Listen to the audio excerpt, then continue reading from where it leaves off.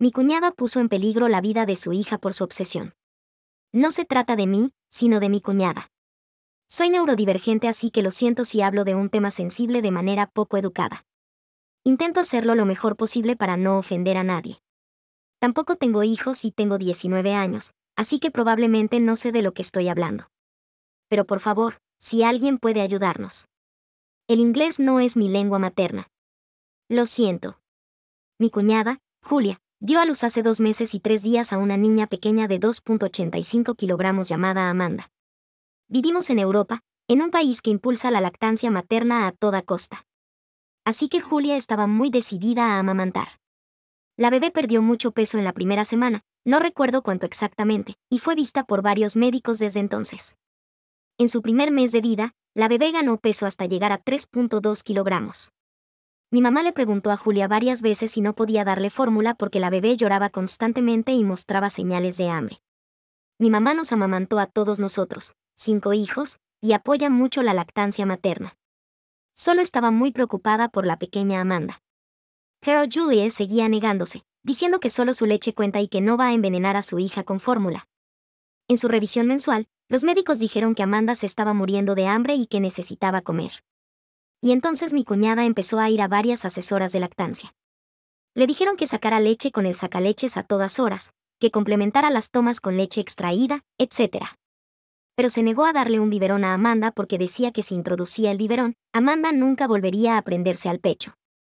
Así que empezó a alimentar a Amanda con unos 20 mililitros de leche después de cada toma, usando una especie de sonda que ponía en su boca. No sé cómo se llama eso. Amanda no aumentó nada de peso durante 1,5 semanas más, aunque tomaba cada 3 horas, día y noche, cada toma de 50 minutos más los suplementos. Julia pidió donaciones de leche materna a sus amigas y empezó a usar esa leche de la misma manera para las tomas extra porque solo podía sacar 50 mililitros por día con el sacaleches. Fue ahí cuando Amanda ganó un poco de peso, 3,45 kilogramos. Por fin, hace 1,5 semanas, otra asesora de lactancia le dijo que tenía que complementar cada toma con 80 a 90 mililitros de leche extraída. Y empezó a hacerlo. Y Amanda por fin se calmó y comenzó a aumentar de peso. Ahora pesa 3,79 kilogramos hasta hoy. También revisaron si tenía anquiloglosia y no parecía tener, solo un frenillo ligeramente engrosado, que resolvieron el mismo día. Hace 1 semana exactamente, mi cuñado fue a una asesora de lactancia y le dijo a Julia que ahora podía darle menos leche como suplemento, ya que la bebé estaba aumentando de peso y querían probar si con la menor cantidad por 1 semana Amanda seguía subiendo. Mi mamá está aterrorizada con esa idea porque no quiere ver a Amanda pasar hambre otra vez, especialmente ahora que por fin se ha puesto rosadita en lugar de gris. A mi hermano no le importa mucho porque sigue todo lo que dice Julia. La asesora de lactancia también hizo una toma pesada, pero solo de 20 minutos porque había más pacientes esperando. Y en esos 20 minutos Amanda tomó 25 mililitros del pecho. No sabemos qué hacer. Sabemos que la lactancia materna es importante tanto para los bebés como para las madres. Admiramos a todas las mujeres que lo logran. Pero esto se volvió una locura total. Julia no habla de otra cosa que lactar y extraer leche, lactar y extraer leche. Nada importa más para ella que dar el pecho. Le hemos dicho varias veces que es una madre maravillosa y que debería relajarse un poco y aliviar el estrés, y que a veces otras opciones pueden ser mejores para ambas. Pero no nos escucha. Hace extracción poderosa 1 vez al día, toma suplementos, se extrae leche regularmente 8 veces por día y solo sale de la casa para ir al médico o la asesora. Amanda ni siquiera sale a pasear en el cochecito. La única vez que Julia la saca es para ir a alguna cita. Por ahora logra extraer unos 100 mililitros diarios. Y las asesoras le dicen que pronto podrá amamantar por completo a Amanda, aunque aún las tomas duran unos 50 minutos y sin suplemento Amanda tendría que ser hospitalizada. Queremos que Julia sea feliz, pero ella dice que solo lo es cuando Amanda está lactando y que lo más importante de su vida es vivir su viaje de lactancia. No sabemos qué más hacer, ni cómo hablarle. Por eso estoy aquí preguntando a todas las mamás que amamantan, ¿realmente vale la pena la pelea? Me han hecho sentir como una monstruo porque la madre sabe más. Para que conste, estamos en Europa. Perdón por mi inglés y por estar demasiado emocional. Actualización 1. Mi cuñada, Julia, dio a luz a la pequeña Amanda hace 11 semanas. Desde el principio, Amanda apenas crecía, mayormente perdió peso en vez de ganarlo. Mi país apoya mucho la lactancia materna y Julia decidió que quería alimentar así. Sin embargo, Amanda no ganaba peso como debía y quedó en el percentil 0.1. Julia nos prohibió a mí y a mi mamá visitarlas. Dijo que la íbamos a envenenar si le llevábamos comida a su casa. Fue una sorpresa, sobre todo porque antes de tener a la bebé éramos buenas amigas. Así que solo vimos a Amanda en fotos y videos que mi hermano nos mandaba. Y solo una vez. Mi mamá dijo que le preocupaba a Amanda porque parecía hambrienta. Lloraba y se retorcía, se metía los puños a la boca mientras Julia narraba en el video que así se ve una bebé feliz y llena. Así que mi mamá preguntó si Julia no podía darle un biberón porque Amanda seguía pareciendo hambrienta. Julia se volvió loca y nos cortó el contacto por completo. Se estaba extrayendo leche pero su producción no aumentaba nada. El problema de anquiloglosia de Amanda se solucionó, pero no ayudó mucho. Julia usaba leche donada para complementar las tomas de Amanda con esa sonda, no sé cómo se llama. Cada semana iban al consultorio a hacerle un control de peso. Aquí es donde todo se va a la mierda. Ayer fueron y mi hermano nos llamó llorando porque Amanda está en el hospital. La historia fue como siempre. Julia le pidió a mi hermano que le trajera café antes de la cita de control mientras cambiaba el pañal de Amanda en la sala de lactancia. Como siempre él lo hizo. Excepto que esta vez una enfermera entró en medio de todo para preguntarle a Julia por un papeleo. Y la enfermera vio a Julia alimentando a Amanda con un biberón justo antes del control de peso. El biberón tenía 150 centímetros cúbicos de leche y ya estaba por la mitad. La enfermera dijo que Julia debía esperar para alimentar a Amanda después de la consulta. En eso, mi hermano entró. Se enojó mucho. Dijo que Julia se negaba a dar biberón a Amanda, así que qué demonios estaba pasando. Entonces agarró el biberón y al mismo tiempo Amanda vomitó una leche muy, muy espesa. La enfermera enloqueció y revisó el biberón y estaba lleno de leche mezclada con cereal de arroz.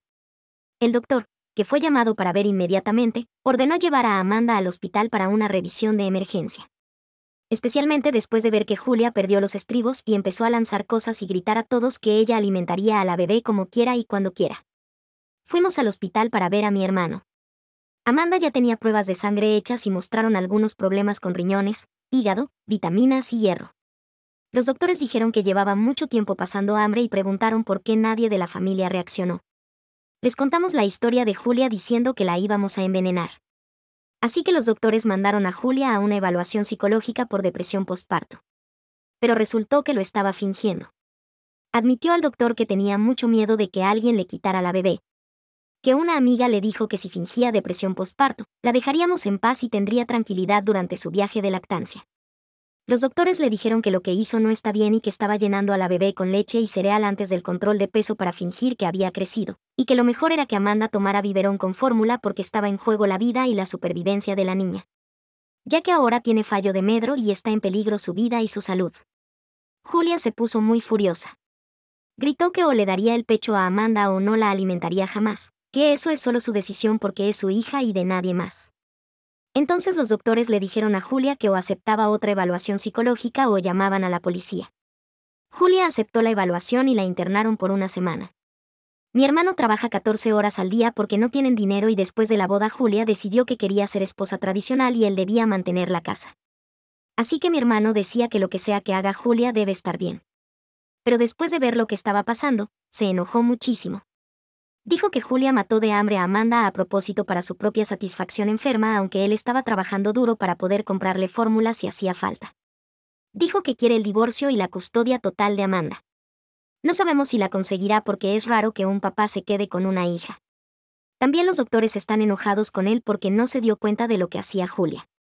Antes de que Julia fuera a la psiquiatría, me enojé y le dije que nos volvió monstruos y que solo estábamos preocupados por ella y Amanda, y que toda esta situación siempre fue solo sobre Julia y su viaje de lactancia y no sobre la vida de Amanda. Me insultó y dijo que ojalá yo hubiera muerto cuando era niña porque nadie puede amar a una persona autista como yo. Actualización 2. Recibí muchos comentarios en mi publicación original y muchos mensajes privados a los que no puedo responder a todos. Así que pensé en publicar una breve actualización. Primero que nada, nuestra pequeña Amanda está bien y sigue en el hospital. La alimentan con fórmula y biberón. Mi hermano tuvo que aceptar esto y desde ayer ganó 30 gramos. Le hicieron más análisis y esperamos los resultados. Los doctores también están preocupados porque Julia le dio a Amanda cereal mezclado con leche donada antes de las consultas porque al parecer podría causar problemas digestivos en el futuro. Especialmente porque no saben desde cuándo lo hacía y ella no quiere decirlo. Segundo, gracias a todos por el apoyo. También gracias a quienes dijeron que decepcionamos a Amanda y la pusimos en peligro. Mi mamá y yo lo reconocemos y nos sentimos fatal por eso. Algunas personas preguntaban qué había pasado porque en publicaciones pasadas en otros grupos puse que Julia estaba alimentando a Amanda y hacía todo lo posible para conseguir leche para ella. Y sí, eso era verdad. Eso es lo que sabíamos en ese momento. No sabíamos que Julia había decidido que era pecho o nada. Solo dijo esto frente a los doctores. Mi hermano pidió vacaciones en el trabajo y ahora pasa la mayor parte del tiempo con Amanda, pero se mudará con nosotras. En todo este tiempo trabajaba y después hacía horas extras sin declarar y terminó agotado, pero dice que no tenía otra opción. Prometió que hará todo lo que pueda para ser un buen padre. No sabemos nada de Julia, pero nos preocupa igual porque es familia. Ella no tiene familia propia. Antes de la boda dijo que había tenido una pelea con su familia y la cortaron.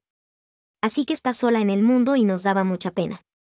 Logramos contactar a una amiga de Julia, Linda, que le donaba leche. Linda se horrorizó con la historia y admitió que ella le dijo a Julia que fingiera miedo de que la íbamos a envenenar. Todo porque la madre de Linda quería visitarlas después del nacimiento. Así que usaron esa excusa para que la gente dejara a Julia tranquila. Al parecer Julia le dijo a Linda antes de dar a luz que Amanda es solo suya y solo ella tiene derecho a cargarla, y Mario, mi hermano, si acaso.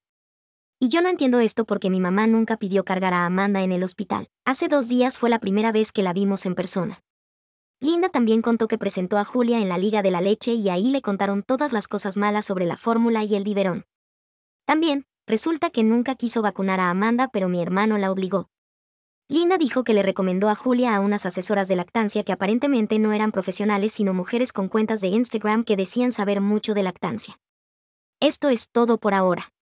Esto es todo lo que sé. Lo más importante para mí es que Amanda está a salvo con los médicos y enfermeras. Actualizaré cuando sepa algo más. Actualización 3. Buenas noticias. Amanda está actualmente en casa y va muy bien. Antes de empezar con la actualización quiero dejar claro que... no sé todo. Si faltan detalles, lo siento, pero no puedo dar más porque muchas veces no estoy presente en las conversaciones o revelaciones. Solo cuento con lo que me dicen. Nuestro abogado me dijo que por el bien de la familia y sobre todo de Amanda, no puedo compartir detalles del caso en curso. Ahora hay muchas personas implicadas y muchas autoridades. Debo proteger a mi familia y sobre todo a Amanda. Le debemos lo mejor y no responderé preguntas como si está involucrado el tribunal de menores, si hay cargos ni cuáles son, investigaciones, juicios, etc. Por favor no pregunten porque no responderé. Ahora la actualización.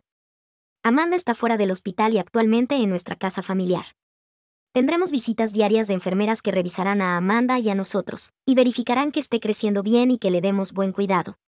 Actualmente sube de 35 a 40 gramos diarios, lo que los doctores dicen que es increíble.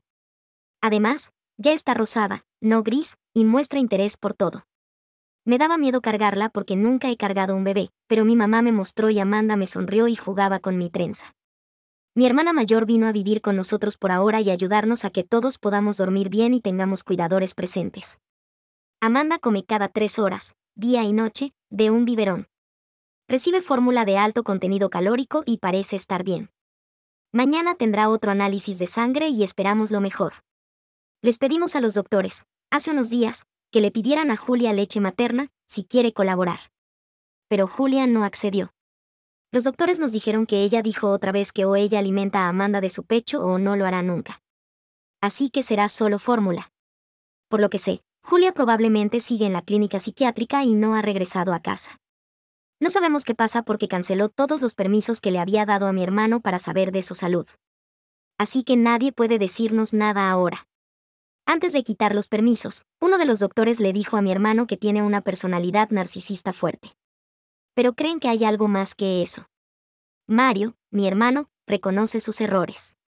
Está haciendo algún tipo de clases de crianza, va a terapia y está trabajando en sí mismo para demostrar que puede cuidar de Amanda. Peleará por la custodia total. No puedo contar más cosas que están pasando. Así que eso es todo sobre él. pero descubrió algo interesante que compartió con los doctores de la sala psiquiátrica. La familia de Julia. Mi hermano logró encontrarlos en redes sociales.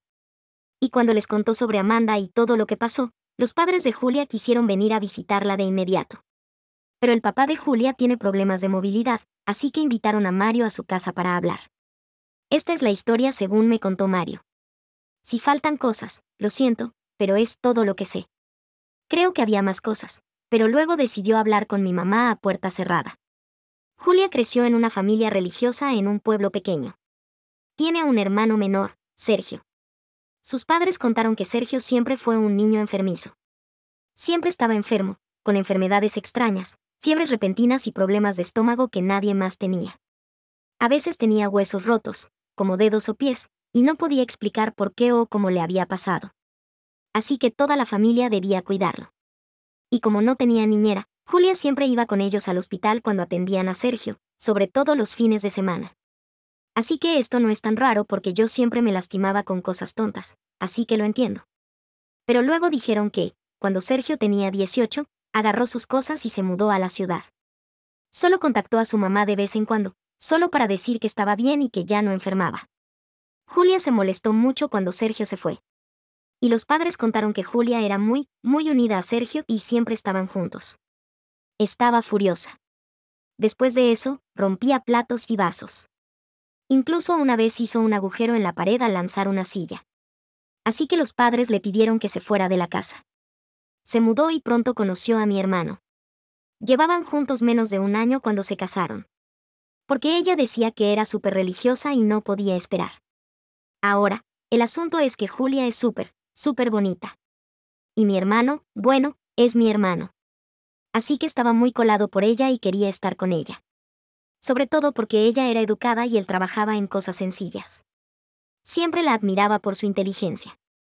Y esa es una de las razones por las que nunca cuestionó lo que hacía Julia con Amanda. Especialmente porque Julia le dijo a Mario muchas veces que ella es la lista de la casa. Poco antes de la boda, Julia contactó a sus padres exigiendo dinero para el vestido y la fiesta de boda. También invitó a su hermano. Pero cuando los padres llamaron a Sergio para avisarle, él dijo que jamás estaría cerca de Julia, ni después de lo que le hizo. Él se desmoronó y contó que todas sus enfermedades fueron causadas por ella. Por ejemplo, ella lo obligaba a comer papas crudas o queso viejo. Y una vez hasta excremento de algún animal que encontró en el campo. También jugaban de forma violenta, y él siempre terminaba con dedos, pies y la muñeca rota 3 veces. Así que los padres se volvieron locos. Me salto cómo se pelearon y trataron de averiguar si todo fue verdad. Pero al parecer sí lo fue. Dijeron que no quieren ver a su hija nunca más y que no le darán dinero. Y si hubieran sabido quién era el novio, lo habrían buscado para advertirle que no pensara siquiera en casarse con Julia. Pero no conocían a Mario. Como Julia se negó a presentarlo antes de la boda. Mario se enojó mucho con los padres porque no intentaron avisarle. Pero luego ellos le dijeron que pensaron que Julia mentía sobre la boda, porque solía mentir mucho de adolescente y joven adulta. Y que solo quería sacarles dinero. Así que los padres no hicieron nada para buscar a Mario, y en vez de eso se centraron en Sergio y en ayudarlo, lo que es totalmente comprensible. Así es la historia por ahora. Me sentí mal cuando Mario nos contó sobre Sergio. Fue hace un par de días y sigo impactada y mal. Se siente todo muy equivocado. Sobre todo porque Julia siempre fue muy amable conmigo. Nunca intentó hacerme daño. La conozco hace casi 1 año y medio. Mario le contó esto a los médicos, pero ellos no pueden decir nada por falta de autorización. Así que por ahora eso es todo. Actualizaré más cuando pueda. Mis padres traicionaron mi confianza y me robaron $80,000. Hace 4 años, pensé que estaba haciendo lo correcto cuando ayudé a mis padres. Ellos vinieron a mí diciendo que tenían una emergencia médica y necesitaban $80,000. En ese momento, yo estaba en una situación financiera estable. Y aunque era una suma grande de dinero, no lo pensé 2 veces. Confiaba completamente en mis padres. No esperaba que me lo devolvieran de inmediato, pero sí pensaba que usarían el dinero, tal como dijeron, para una emergencia médica. No tenía razón para cuestionarlos. Parecían serios y yo quería apoyarlos en un momento difícil. Me sentí bien por ayudar. Pensé que era lo que cualquier hija haría por sus padres cuando estaban en apuros. Pero resultó que ese dinero no se usó para gastos médicos en absoluto. Mis padres gastaron todo en la boda de mi hermana, Mía. Ahora, déjenme explicarles un poco acerca de Mía. Ella siempre fue la hija consentida en nuestra familia. Al crecer, era la que recibía toda la atención, todos los elogios y siempre parecía que la querían más. No es que estuviera celosa. Bueno, tal vez un poco. Pero para mí estaba claro que Mía siempre tenía ese lugar especial en el corazón de la familia, pasara lo que pasara. Cuando Mía anunció su boda, yo me alegré por ella. Pero algo se sentía mal. Ni siquiera me invitaron. No tenía idea de cómo fue que no iba a formar parte de algo tan importante para la familia. Lo dejé pasar, pensando que tal vez solo estaba siendo muy sensible. O tal vez hizo una boda chica y simplemente no era el momento adecuado para que yo estuviera ahí. Pero cuando después me enteré de que mis padres habían usado el dinero que les di para pagar la boda, quedé completamente en shock. Me sentí herida, enojada y muy confundida. No podía creer que en lugar de usar el dinero para una emergencia médica, lo gastaron en una boda. Para Mía, ni siquiera era solo el hecho de que usaron mi dinero para otra cosa, sino que ni siquiera me incluyeron en la boda. Me hizo sentir totalmente excluida. Fue como una cachetada en la cara. ¿Cómo pudieron hacerme esto? ¿Cómo pudieron mentirme, tomar mi dinero y ni siquiera invitarme a una ocasión tan importante? Los confronté. Al principio estaba tranquila, tratando de entender cómo pudieron tomar esa decisión. Pero cuando confirmaron que efectivamente gastaron el dinero en la boda de Mía, me puse furiosa. Me sentí traicionada. La ira que sentía creció y ya no pude contener mis emociones. ¿Cómo pudieron mentirme? ¿Cómo pudieron robarme así? Ni siquiera tuvieron la decencia de explicarme o pedirme perdón. Mis padres al principio trataron de justificarse. Dijeron que Mía necesitaba que su boda fuera perfecta y por eso gastaron el dinero en eso. Dijeron que era un evento único en la vida y que era por su felicidad. Pero no quise escucharles. No tenía sentido para mí. Esto no era solo por el dinero. Era sobre la confianza. Sobre cómo ignoraron totalmente mis sentimientos y mi aporte a su situación. Yo estaba devastada. La traición dolía muchísimo. Y no pude volver a verlos igual después de eso. Sentí que todos los años que pasé amando y apoyando a mi familia no significaron nada. Me sentí invisible, como si no importara en absoluto. Decidí que no podía dejarlo pasar. Demandé a mis padres para recuperar los $80,000. No era algo que quisiera hacer, pero sentí que era la única opción. Necesitaba que entendieran que lo que hicieron estuvo mal. Que no estaba bien tratarme así. Usaron el dinero que gané con mucho esfuerzo en algo totalmente innecesario. Y no iba a dejar que se salieran con la suya. La demanda fue agotadora. Duró meses y me destruyó emocionalmente. Nunca me imaginé que terminaría peleando legalmente contra mis propios padres. Pero sentí que no tenía otra opción. Al final, corté toda relación con ellos. No podía seguir pretendiendo que todo estaba bien. Cuando me demostraron lo poco que les importaba. La relación quedó completamente dañada y sin arreglo. Mía, por supuesto, estaba de su lado. Ella los defendía y decía que yo debería entender que mis padres solo querían ayudarla. Pero yo no podía verlo así. ¿Cómo podían ayudarla usando mi dinero? Toda la situación era demasiado para mí. Mi relación con Mía se rompió muchísimo. Ella se enojó porque fui en contra de mis padres. Y yo me sentí completamente sola. Durante los siguientes años, me dediqué a reconstruir mi vida. Trabajé duro, me mantuve al margen y dediqué tiempo a mi salud mental. Ya no necesitaba el estrés que generaba mi familia. Decidí que era mejor mantener la distancia de todos ellos. Padres, hermana, e incluso el esposo de Mía, Kenny, que tampoco parecía entender lo que pasaba. Estaba bien sin ellos. Tenía mi propia vida de la que preocuparme. Pero, de la nada, Mía volvió a contactarme.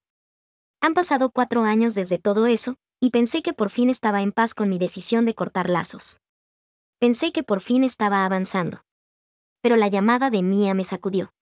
Me dijo que su hija Graciela, de 14, necesitaba una educación en una escuela preparatoria privada y que quería que yo ayudara a pagarla. Al parecer, Graciela no iba bien en su escuela, y Mía creía que esa escuela privada le daría mejores oportunidades. No lo podía creer. Después de todo lo que había pasado, Mía otra vez me pedía dinero. Quería que yo pagara la escuela privada de Graciela. ¡Qué descaro! ¿Cómo podía siquiera pensar que yo diría que sí? Me quedé en shock. ¿Cómo Mía, de todas las personas, me pedía ayuda después de todo lo que su familia me hizo? Era como si nada hubiera pasado nunca. Como si hubieran olvidado completamente cómo me trataron. Me tomé un momento antes de responderle, tratando de calmarme. Pero en el fondo sabía que no podía ayudar. Simplemente no podía. Después de todo, no podía volver a las mismas dinámicas familiares. No podía ponerme en una situación donde se esperaba que diera dinero otra vez. Sobre todo cuando era claro que nunca les importé en primer lugar. Le dije a Mía que no. Le expliqué que no podía ayudar. Le dije que después de todo lo que pasó, no podía confiar ni en ella ni en mis padres. Ya me habían quitado demasiado, en lo emocional y lo económico, y no iba a dejar que tomaran más. Mía trató de hacerme sentir culpable, diciendo que la estaba abandonando a ella y a Graciela. Pero me mantuve firme. No iba a dejar que volvieran a usarme. Ahora me pregunto si tomé la decisión correcta. Quizá pude haber ayudado por Graciela. Ella solo es una niña, y no tiene la culpa de que sus padres hayan tomado tan malas decisiones. Pero al mismo tiempo, siento que si cedía ahora, solo me estaría preparando para otra decepción. Siento que ya he hecho demasiado por ellos y cada vez que intento ayudar, terminan aprovechándose de mí. Así que, soy yo la mala por cortar a mi familia por completo después de que gastaron el dinero que les di en otra cosa. ¿Y ahora me piden que pague la escuela de mi sobrina? Desde hace tiempo, Mía ha estado tratando de convencerme de ayudarle con la escuela de Graciela. Seguía enviándome fotos de Graciela y mensajes largos sobre cuánto me necesitaba. Mía decía que yo era su tía y que debía dar un paso adelante, sobre todo porque Graciela estaba pasando por un mal momento. De verdad, intentó hacerme sentir culpa. Pero yo ya había terminado. No podía caer en esa trampa otra vez. Le dije a Mía que debía dejar de intentar manipularme así porque no estaba bien. Honestamente, me parecía asqueroso. Y no podía creer que pensara que volvería a caer. Después de decirle que parara, Mía no me escribió durante algunos meses. Y pensé que quizá al fin lo había entendido. Pensé que quizá ya había captado el mensaje y me dejaría en paz. Pero hace solo unas semanas, Mía volvió a contactarme. Esta vez, dijo que Kenny, su exesposo, la dejó porque ella se involucró con otra persona. Dijo que ahora Graciela realmente me necesitaba porque ya no tenía quien la apoyara. La verdad, no le creí nada a Mía. Pensé que era otra historia más que inventaba para conseguir mi atención. Ignoré sus mensajes, esperando que esta vez por fin lo entendiera. Pero Mía no paró. No dejó de escribir diciendo que Graciela realmente necesitaba mi ayuda y que ella no podía irse de donde estaba porque toda su vida estaba ahí. Intentó hacer que sonara como si Graciela estuviera atrapada y que yo era la única que podía ayudarla. Decidí que no podía más. Llamé a Mía. Le dije que dejara de molestarme y que solo quería un poco de paz. Le dije que no tenía nada más que darle y que no podía seguir así. Antes de que pudiera responder, le colgué el teléfono. Ya no podía seguir escuchando. Cada vez que Mía me buscaba, era por algo distinto. Primero fue dinero para la boda. Luego para las colegiaturas de Graciela. Y ahora que Graciela necesitaba apoyo porque Kenny la había dejado. No podía seguir dejándome usar. Después de esa llamada, las cosas han estado más tranquilas. Mía ya no ha intentado buscarme. Y de verdad espero que signifique que al fin entendió que no voy a ceder más. No puedo dejar que vuelva a manipularme para ayudarla. Cada vez que algo sale mal. Ha sido tan agotador. No sé si tomé la decisión correcta. Creo que sí fue lo mejor. Ya los he ayudado suficiente y ahora es momento de cuidar de mí. No sé si Mía alguna vez lo entenderá, pero no puedo seguir viviendo mi vida por ellos. Necesito enfocarme en mi propia felicidad y mi paz. Así que aunque sea difícil, sé que he hecho lo mejor para mí. Actualización 1. Aunque signifique sacarlos de mi vida para siempre. Nunca imaginé que mi hermana Mía llegaría a este punto. Siempre le ha importado mucho su apariencia. Invierte muchísimo tiempo y dinero en asegurarse de verse perfecta. Me refiero a visitas interminables al salón, arreglándose las uñas cada semana, comprando maquillaje todo el tiempo, incluso arreglándose las pestañas. Para ella, estar impecable es más importante que cualquier otra cosa. Pero últimamente las cosas han sido diferentes. Mía siempre gastó mucho en su apariencia. Pero ahora tiene que decidir entre cuidar de sí misma y cuidar de su hija, Graciela. Graciela tiene 14 y los gastos de Mía cada vez son más difíciles de balancear. Su trabajo le paga lo suficientemente bien, pero no alcanza para todo lo que quiere. Así que tuvo que tomar decisiones complicadas. Y algunas de esas elecciones significan que ya no puede seguir con su rutina de belleza de siempre. Empezó a saltarse sus citas de uñas, no podía comprar maquillaje nuevo y hasta dejó de hacerse el cabello como le gustaba. Esto frustró muchísimo a Mia. Odiaba que las necesidades de Graciela le quitaran tiempo y dinero para ella. Siempre había sentido tanto orgullo por su apariencia y ahora era una lucha constante. Le tenía resentimiento a Graciela por eso. Y fue cuando las cosas se pusieron peor. Hace como un mes llegué del trabajo. Y en cuanto llegué a mi departamento, vi a Graciela sentada enfrente de mi puerta. Tenía maletas enormes con ella y estaba llorando. No sabía qué hacer. No podía procesar nada. Solo sabía que tenía que dejarla entrar y ayudarla. Llevaba 5 horas sentada afuera sin dinero, sin plan y sin un lugar a donde ir. La metí, le hice comida y traté de calmarla. Después de un rato le pregunté qué había pasado. Graciela me contó que Mia la dejó en mi casa. Mia le dijo que ya no podía cuidarla y que estaba harta de ser responsable por ella. Mia simplemente la dejó ahí. Estaba en shock. Intenté llamar a Mia, pero su teléfono estaba apagado. Al día siguiente, Graciela me mostró fotos de Mia y Frank, su novio, en Florida. La descripción decía, mudándome con el amor de mi vida. Ahí fue cuando caí en cuenta de que Mia simplemente dejó a su hija y se fue, sin pensarlo 2 veces. No sabía qué hacer. Toda la situación era una locura. Estaba sobrepasada. Pero sabía que tenía que hacer algo. Llevé a Graciela a la casa de mis padres. Aunque fue raro verlos después de 4 años. No sabían qué estaba pasando. Solo sabían que Mia se mudaba a Florida con su novio y con Graciela. Mi mamá llamó a Mia y Mia le dijo que me firmaría los derechos de custodia. Y luego simplemente colgó. Sin explicación, sin disculpa. Solo una decisión fría de cortar a su hija de su vida. La cosa es esta. Siempre he querido mucho a Graciela. Siempre la vi como mi primera hija. La conozco desde que era pequeña y la adoraba. Pero ahora estaba en una posición en la que tenía que cuidar de ella a tiempo completo. Mia me dejó esa responsabilidad de la nada. Nunca imaginé que estaría en esa situación. Y todo pasó tan rápido. Graciela y yo tuvimos una conversación sobre Mia. Me contó que Mia no la dejaba llamarla mamá en público. Mia había sido abusiva, obligándola a hacer todo a su manera. Graciela se sentía atrapada. Me partió el corazón escuchar por lo que había pasado Graciela. Pero aún así seguía en shock y confundida por todo lo que estaba pasando. En el mes que siguió, todo pasó muy rápido. Metí a Graciela en una buena escuela. Pero no era una privada como Mia quería para ella. Tampoco era lo que yo hubiera imaginado. Pero la escuela era excelente y Graciela parecía contenta. Hice todo lo posible para que tuviera todo lo que necesitara. Pero honestamente, yo seguía muy perdida. Nunca pensé que me tocaría hacerme responsable de la hija de alguien más, y menos así. No tuve tiempo de prepararme y no sé si lo estoy haciendo bien. Tengo los recursos para darle todo a Graciela. Va a tener una buena vida aquí conmigo. Pero sigo muy confundida por todo. ¿Cómo pudo Mia dejar a su propia hija así? ¿Cómo esperaba que yo arreglara todo cuando ella no tenía intención de ayudar a Graciela? Me da muchísima rabia pensar cómo Mia se rindió tan fácil con ella. Dejó a Graciela conmigo sin pensar en cómo nos iba a afectar a ninguna de las dos. Nunca me imaginé en esta posición. Un día tenía mi vida, enfocada en mi carrera y mi felicidad. Y al siguiente estaba criando a mi sobrina. Es abrumador y no sé si lo estoy haciendo bien. Intento ser la mejor tutora posible para Graciela. Ella merece algo mejor de lo que recibió de Mia.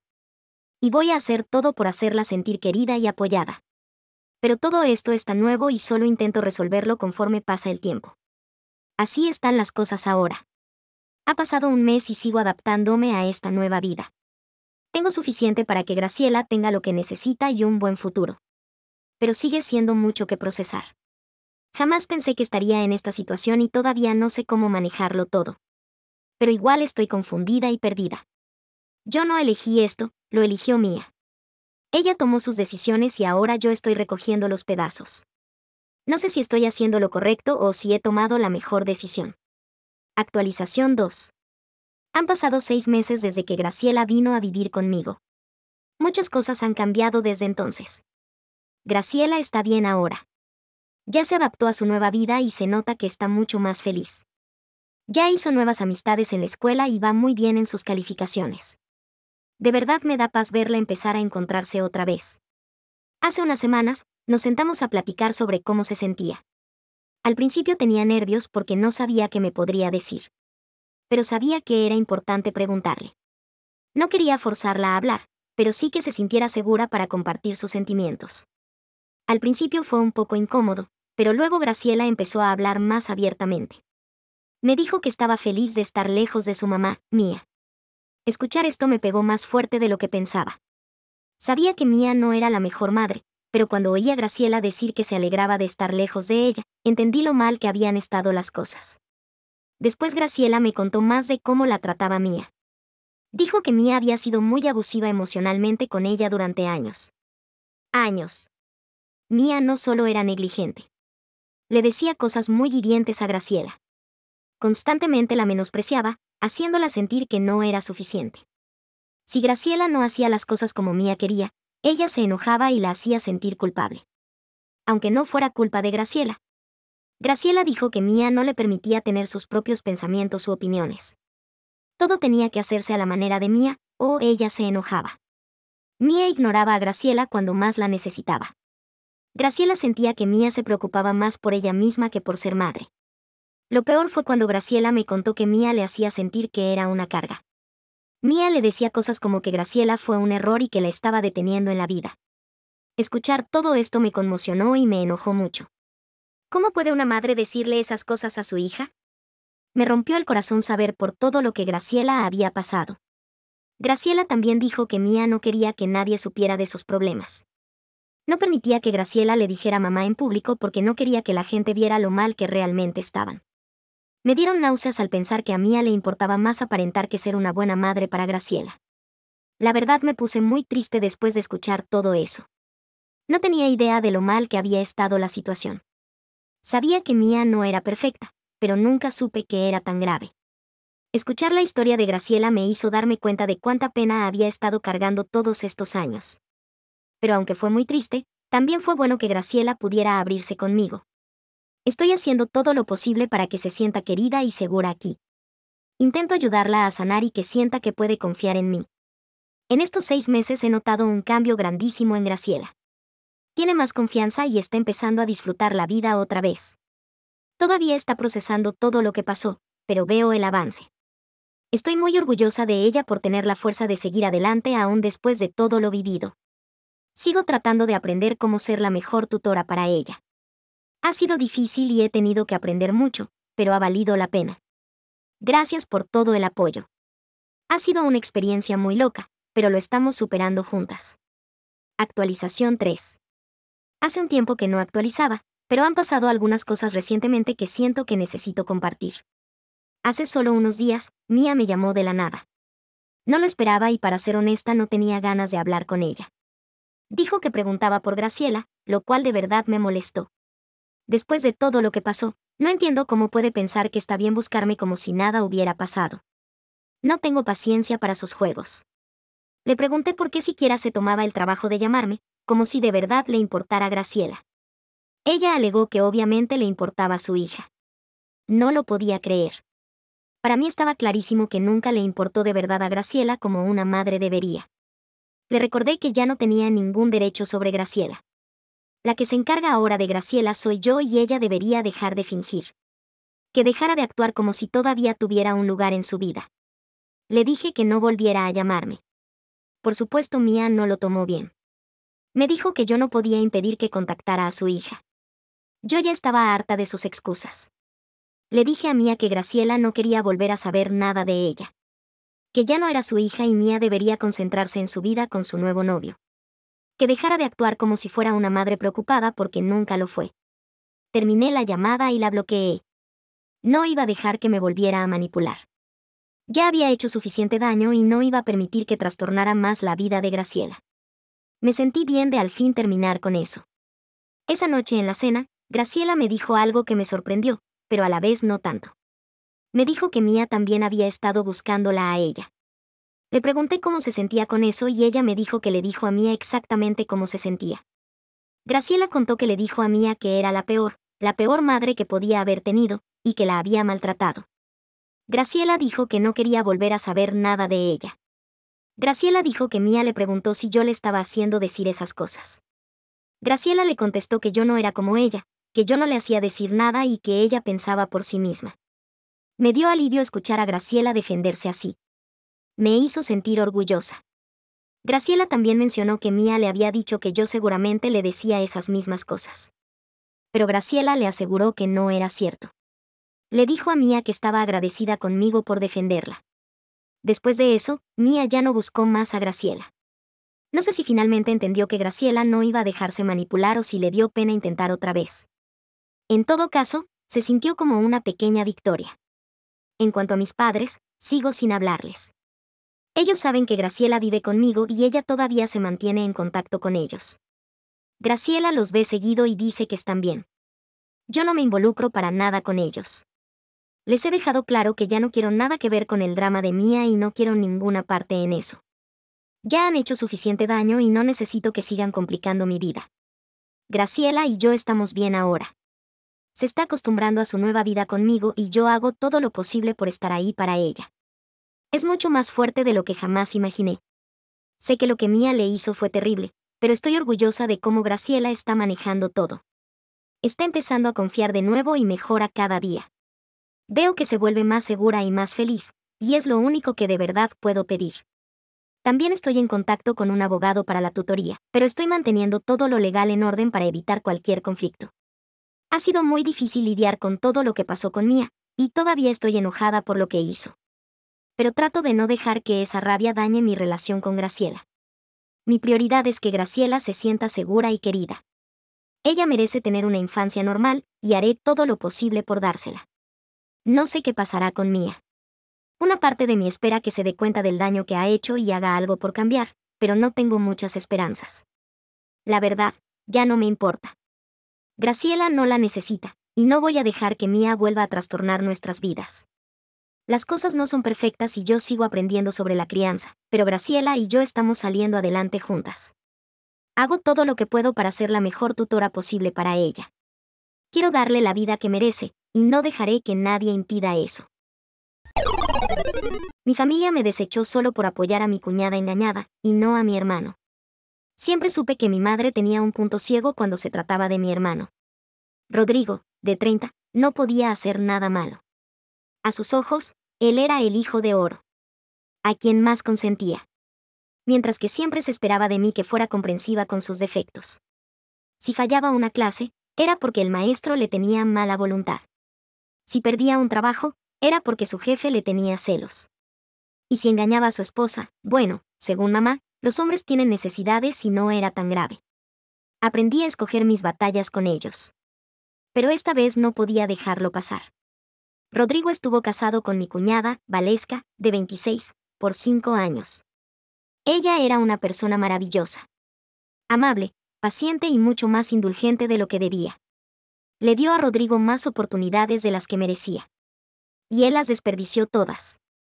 Sus infidelidades no fueron un error de una sola vez. Era un patrón. Con los años tuvo múltiples aventuras. Cada una más obvia que la anterior. Valesca había encontrado mensajes, correos electrónicos e incluso recibos de hotel. Y cada vez mi madre le decía que fuera una buena esposa y que lo superara. La gota que colmó el vaso llegó cuando Valesca pilló a Rodrigo con las manos en la masa. No solo mensajes, no solo sospechas. Lo encontró con otra mujer en su propia casa. Eso fue suficiente. Ella empacó sus cosas y se fue. Cuando supe del divorcio, llamé a Valesca para ver cómo estaba. Estaba destrozada. Me dijo que debió haberse ido antes. Estuve de acuerdo con ella. Le dije que merecía algo mejor. Ella me agradeció por siempre apoyarla. Pensé que ahí terminaba todo. Pero entonces mamá me llamó. Estaba de muy buen humor, diciendo que estaba aliviada porque por fin Rodrigo era un hombre libre. Dijo que Valesca había sido demasiado exigente y que Rodrigo necesitaba extender sus alas. Afirmó que por fin tenía un nuevo comienzo y quería celebrar. Quería que le organizara una fiesta de divorcio. Casi me río pensando que bromeaba. Pero iba en serio. Comenzó a hablar de cómo deberíamos hacer una gran fiesta, invitar a todos sus amigos y celebrar su recién encontrada libertad. Dijo que sería divertido. Una forma de apoyar a la familia y de dejarle claro a Rodrigo que estábamos de su lado. Le dije que absolutamente no. Ella se quedó pasmada. Me preguntó si estaba bromeando. Le dije que no lo estaba. Dije que de ninguna manera iba a celebrar el hecho de que Rodrigo destruyó su matrimonio por egoísmo.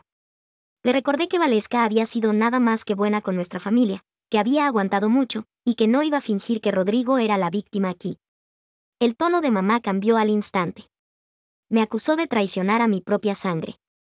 Dijo que ninguna verdadera hermana se voltearía contra su hermano así. Me llamó malagradecida y manipulada.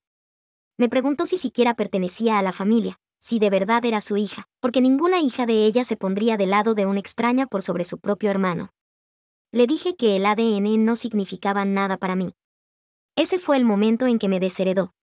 Dijo que si no iba a estar con la familia, entonces no formaba parte de ella.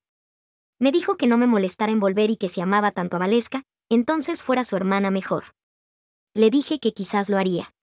Colgué temblando de rabia. No me sorprendió. Siempre supe que mi madre elegiría a Rodrigo en vez de a mí. Pero escucharlo en voz alta aún dolía. Aún así, no me arrepentí. No iba a tirar mis valores por una ilusión de lealtad familiar. Y sinceramente, ser desheredada sonaba a bendición. Mi madre vivía del drama, y no tenía duda de que intentaría otra cosa. Actualización 1. Pensé que con mi madre y Rodrigo ya estaba todo terminado. Dejé clara mi postura. No iba a apoyar esa ridícula fiesta de divorcio. No iba a fingir que las infidelidades de Rodrigo estuvieran bien. Y si eso significaba que ya no era parte de la familia, así sería. Pero claro, mi madre no podía dejarlo ir. Una semana después de desheredarme, empecé a recibir mensajes de familiares. Algunos estaban confundidos, preguntando si era cierto que había abandonado a mi familia por un simple malentendido. Otros estaban directamente molestos, diciéndome cruel por darle la espalda a mi hermano justo cuando más necesitaba apoyo. Ignoré la mayoría. Pero una de mis tías, la tía Valeria, me contactó con un tono diferente. Dijo que no llamaba para presionarme, pero que acababa de hablar por teléfono con mi madre y pensó que debía saber algo. Aparentemente, mamá estaba furiosa. Estaba diciéndole a quien quisiera oír que yo estaba faltándole al respeto a la memoria de mi padre por ponerme de parte de Valesca. Dijo que mi negativa a apoyar a Rodrigo había confirmado sus peores temores, que yo no era realmente hija de mi padre. Me quedé sin palabras. Jamás había oído a mi madre decir algo así. Pero la tía Valeria me contó que mamá estaba convencida y estaba diciéndole a los familiares que siempre tuvo el presentimiento de que yo era diferente, que mi falta de lealtad tenía sentido porque yo no era realmente parte de ellos. Me reí, pero sin gracia. Le pregunté a la tía Valeria si de verdad creía esa tontería. Me dijo que por supuesto que no. Pero mamá estaba comprometida con esa historia. Incluso se la había contado a Rodrigo, y él lo aceptó encantado. No podía creerlo. Si yo no era hija de mi madre y de mi padre, entonces se estaba inculpando ella misma, diciendo que había sido infiel. ¿De verdad estaba bien de la cabeza? ¿Cuántas neuronas perdió planeando la fiesta de divorcio de Rodrigo?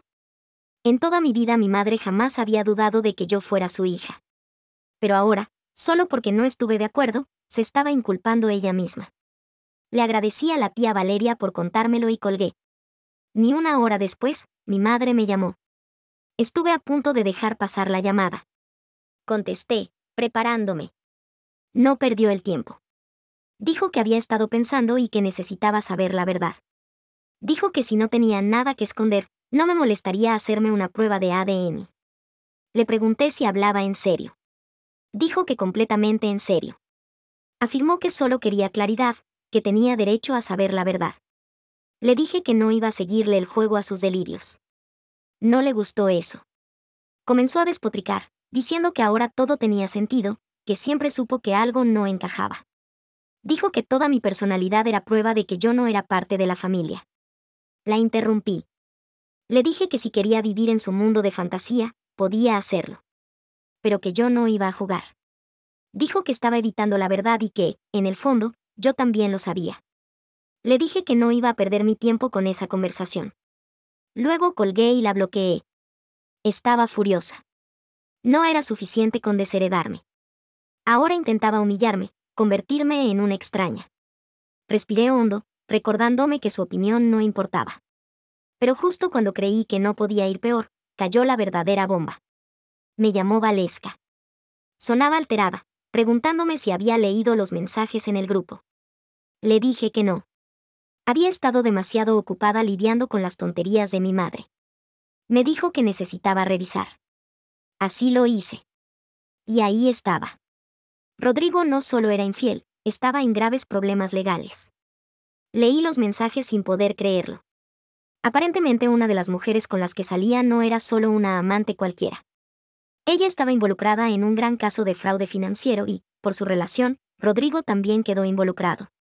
Había acusaciones de dinero robado, negocios turbios e incluso posibles cargos en su contra. Aparentemente, Rodrigo se había comunicado con mi tío, y ahora él estaba advirtiendo a todos. Sentí un vuelco en el estómago. Llamé de vuelta a Valeska, preguntándole si sabía todo. Me dijo que apenas acababa de enterarse, pero que era grave.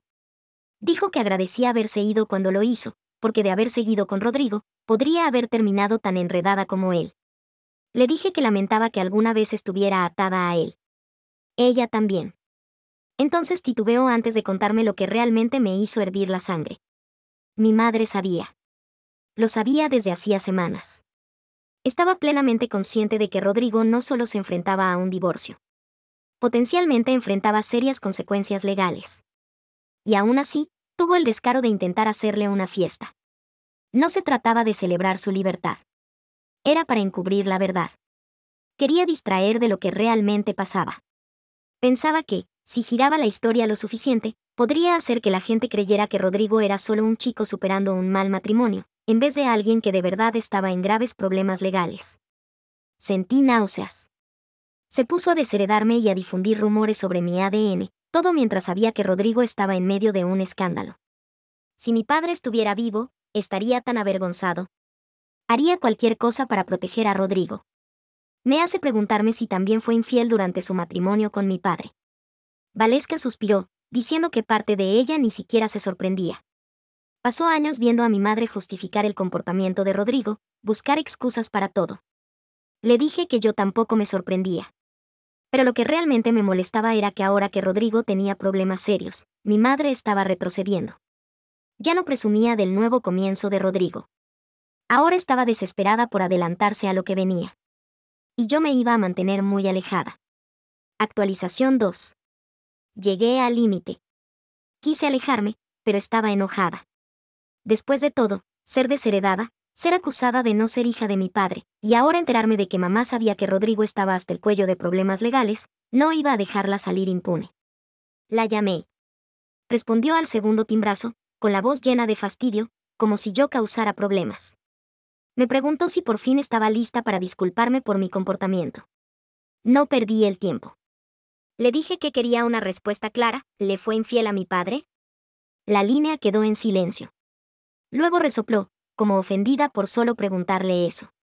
Dijo que nunca dijo tal cosa. No la dejé escaparse. Le dije que eso era justo lo que estaba insinuando cuando empezó a decirle a la gente que no estaba segura de que yo fuera hija de mi padre. Ella misma había puesto esa idea. Y ahora que la estaba enfrentando, de repente retrocedía. Balbuceó diciendo que quizás se había expresado mal.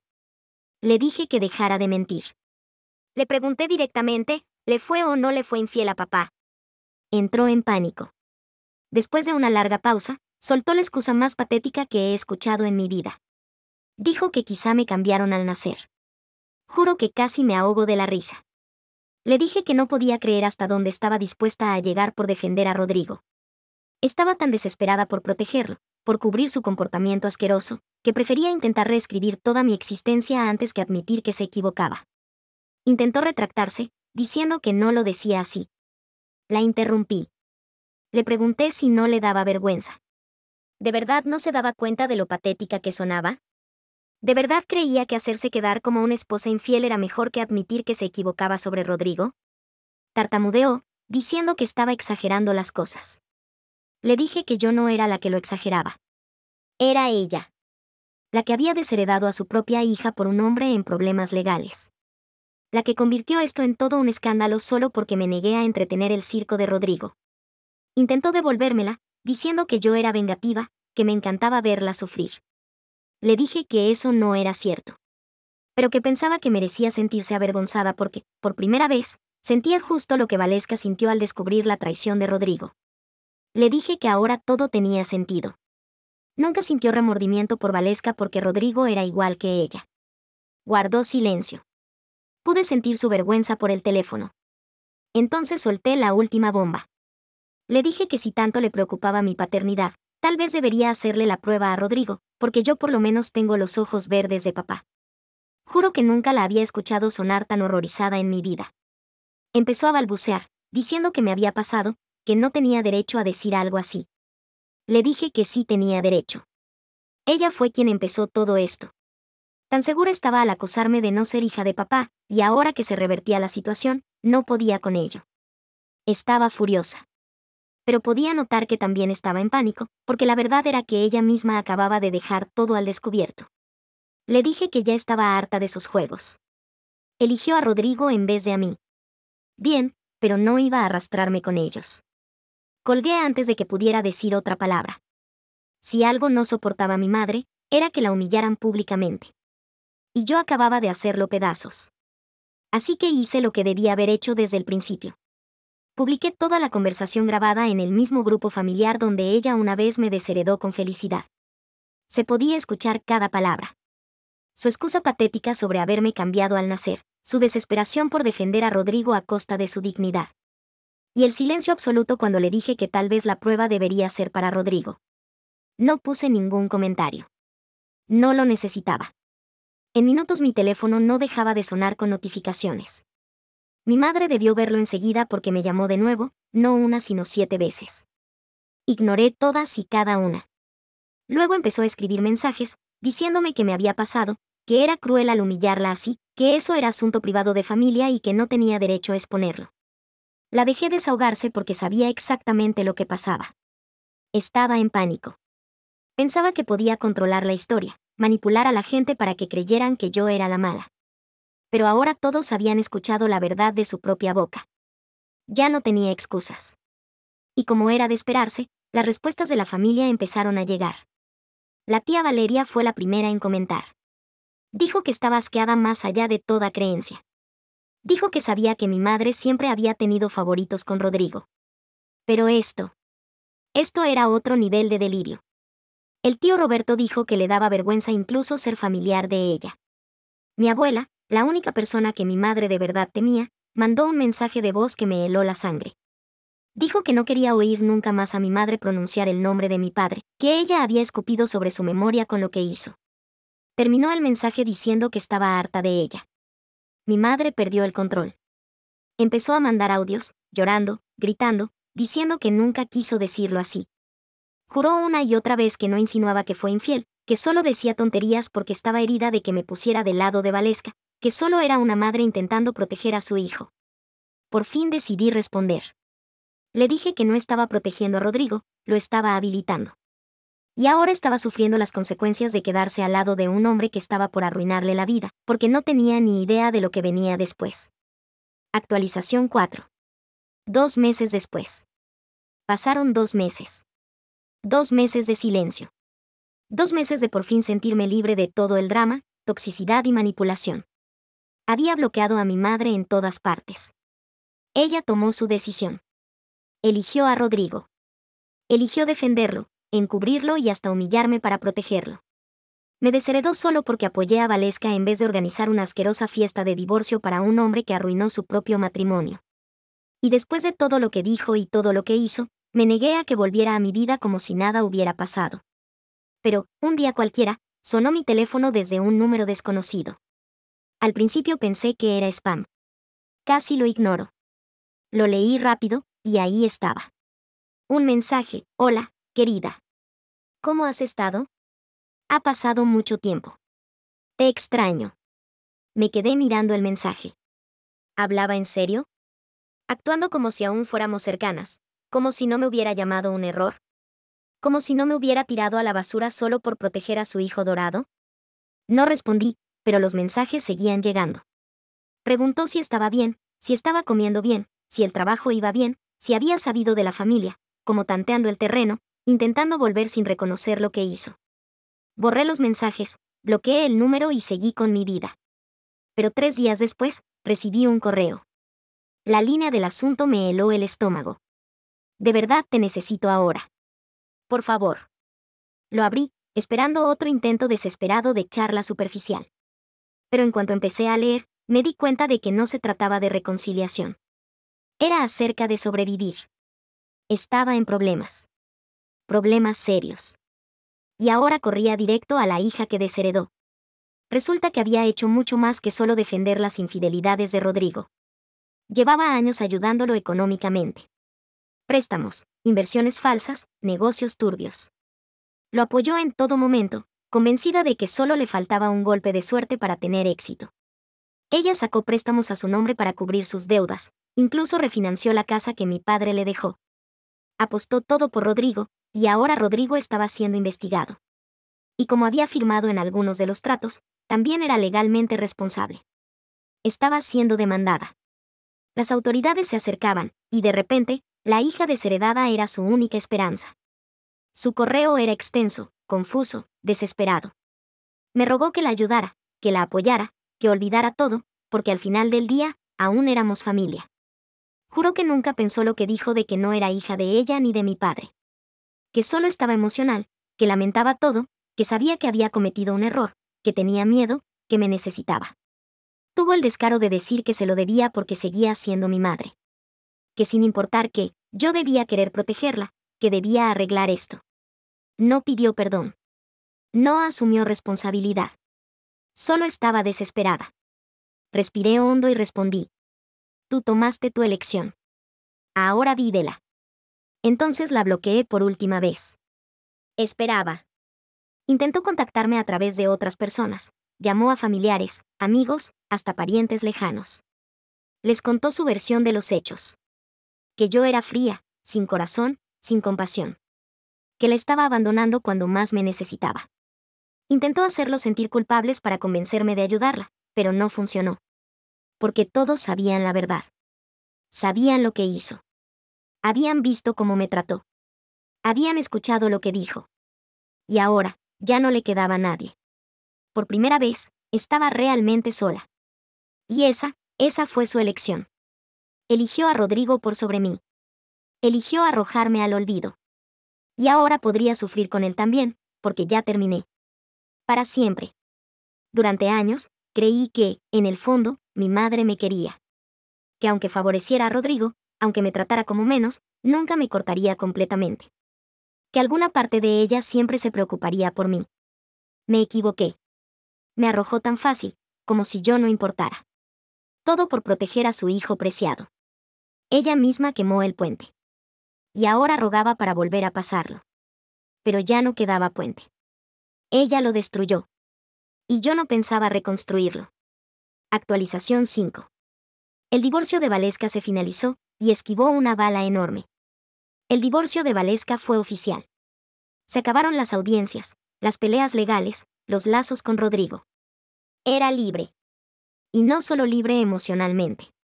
Había sido legalmente exonerada de toda responsabilidad sobre las deudas y fraudes de Rodrigo. Eso fue el mayor alivio, porque, al final, la situación financiera de Rodrigo era peor de lo que imaginábamos. Y si Valesca no hubiera tramitado el divorcio cuando lo hizo, podría haber salido perjudicada junto con él. Lo de Rodrigo era una bomba de tiempo. Durante años, Rodrigo jugó a ser empresario. Convenció a Valesca, a sus amigos y, sobre todo, a mi madre de que solo necesitaba un empujón, un poco más de apoyo, y al fin tendría éxito. Todo era mentira. Detrás de esa confianza falsa, Rodrigo era solo un irresponsable. Sacó préstamos a su nombre y luego más préstamos a nombre de Valesca. Usó su casa como aval sin siquiera avisarle.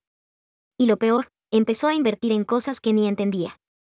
Negocios turbios, estafas con criptomonedas, evasión de impuestos ilegal. Y como creía que siempre era el más listo de la sala, ignoró todas las advertencias. De verdad creía que podía vencer al sistema. En vez de eso, el sistema lo venció a él. Cuando Valesca empezó el divorcio, pensó que solo se trataría de dividir bienes y seguir adelante. No tenía idea de lo malo que se pondría todo. Rodrigo le mintió. Le ocultó deudas. falsificó su firma en documentos financieros. Incluso transfirió inversiones a su nombre pensando que, si todo salía mal, el problema sería de ella y no suyo. Si Valeska se hubiera quedado un par de meses más, podría haber terminado legalmente ligada a todo. Miles de dólares en deuda, historial crediticio arruinado, hasta posibles cargos por fraude. Pero como tramitó el divorcio antes de que todo colapsara, sus abogados pudieron probar que ella no tenía conocimiento de las deudas acumuladas por Rodrigo. Su firma fue falsificada en documentos clave. Rodrigo fue quien tomó todas las decisiones a sus espaldas. Por eso, los jueces fallaron a su favor. Rodrigo fue considerado 100% responsable. Valeska, completamente libre. Sin deuda, sin problemas legales, sin obligaciones. Se fue justo a tiempo. La verdad, tenía un muy buen abogado y equipo de respaldo, gracias a su jefe. Y sí, tenía evidencia creíble. En cuanto a Rodrigo, se estaba ahogando. Las demandas en su contra se acumulaban. Los acreedores lo perseguían. Sus socios, tan turbios como él, lo traicionaron en cuanto todo se vino abajo. Ahora enfrentaba problemas legales serios. Al principio intentó zafarse, culpando a todo el mundo menos a sí mismo. Culpó a Valeska por no haberlo apoyado. Culpó a los bancos, diciendo que lo engañaron para sacar los préstamos. Culpó al gobierno, insistiendo en que el sistema estaba en su contra. Pero no importaba cuánto llorara, la realidad era que Rodrigo se lo había buscado solo. Y ahora, con Valeska legalmente libre de su desastre, la única que quedaba atrapada era mamá. Porque avaló algunos de sus préstamos, porque le dio dinero, porque le ayudó a ocultar bienes. Ahora ella estaba tan hundida como él. Lo mejor, Valeska no solo sobrevivió. Salió fortalecida. El divorcio fue doloroso, pero la mejor decisión de su vida. Por lo que sé, se mudó a otra ciudad. Consiguió un gran trabajo. Se rodeó de amigos verdaderos. Y la mayor victoria, recuperó su apellido de soltera. Borró completamente a Rodrigo de su vida. Sin ataduras, sin recuerdos, sin cargas. Y la cereza encima. Rodrigo pensaba que Valeska volvería corriendo cuando tocara fondo. Que le daría lástima y que Valeska querría ayudarlo. En vez de eso, le mandó un suerte. La vas a necesitar. Y después lo bloqueó para siempre. Yo planeo mudarme de ciudad también. Mientras más lejos, mejor. Pero al final, nuestra madre se derrumbó completamente. Quemó todos los puentes. Destruyó todas sus relaciones. Arruinó su propia reputación. Todo porque no quiso ver a Rodrigo como realmente era. Y ahora ya no le quedaba nadie. Intentó contactarme otra vez. Ya ni siquiera fingía ser una madre cariñosa. Solo suplicaba. Necesitaba dinero. Necesitaba ayuda. Quería que alguien, cualquiera, le salvara. Y otra vez le dije. Tú hiciste tu elección. Ahora vívela. Y esta vez, por fin lo entendió. Porque dejó de intentarlo. Después de eso, no sentí culpa ni dudas. Escogí el lado correcto. Y ya no me quedó compasión por dar. Porque Valeska y yo, escapamos. Y esa fue la única clausura que necesitábamos. La libertad de Valeska no fue solo el divorcio. Fue alejarse de una familia que siempre puso a Rodrigo por encima de todos. Estuvo a segundos de quedar legalmente atrapada en su desastre. Pero ahora era más feliz, más fuerte y completamente intocable. ¿Y Rodrigo? Está justo donde merece estar. Actualización 6. Tenía una última cosa que decirle a mi madre. Pasó años defendiendo a Rodrigo. Lo habilitó, lo encubrió, peleó por él, aun cuando perdió todo lo demás. ¿Y qué consiguió? Llena de problemas legales. Abandonada. Viviendo las consecuencias de sus acciones. Mientras Rodrigo, como el cobarde que es, hacía todo lo posible por hundirla con él. Necesitaba que entendiera que solo había una salida. Así que le mandé un mensaje. Tienes que despertar. Rodrigo nunca va a salvarte. Nunca va a asumir responsabilidad. Nunca le va a importar lo que te pase. Solo eres un escudo para él. Y en cuanto caigas, buscará a otra persona para usar. Tienes una sola oportunidad para arreglar esto. Pero significa hacer algo que nunca has querido hacer. Elegirte a ti antes que a él. Expónlo. Entrégales todo. Muestra cada mentira, cada estafa, cada secreto que tenga. Déjalo todo sobre él. Porque si no lo haces, él lo va a dejar todo sobre ti. Y cuando pase, no esperes que sienta culpa. No esperes que te defienda. No hará nada. Así que si quieres sobrevivir, ya sabes lo que tienes que hacer. Elige. Pero elige bien. Porque esta vez, papá no va a venir a salvarte. Nadie lo hará. Nunca esperé respuesta, y nunca la tuve. Pero supe que lo leyó. Porque un mes después, arrestaron a Rodrigo. Y a mamá, no. Ella tomó su decisión. Y por primera vez en su vida, eligió bien.